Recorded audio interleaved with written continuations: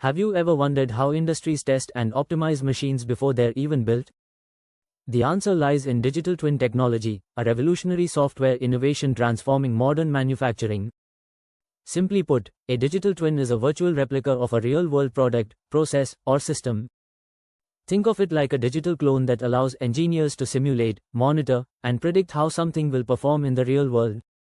Here's how it works. Sensors collect data from a physical machine. That data is fed into the digital twin. The twin then runs real-time simulations to test performance, detect faults, and optimize processes. For example, in a car factory, engineers can test how an engine behaves under stress without ever building it first. The benefits are huge: cost savings by reducing errors before production, efficiency through predictive maintenance, innovation by testing new ideas faster, and most importantly, sustainability, since companies can minimize waste and energy use. Digital twin technology is not just the future, it's already here, driving smarter factories, safer products, and greener solutions. If you found this video helpful, don't forget to like, share, and subscribe to my assignment solution for more tech insights.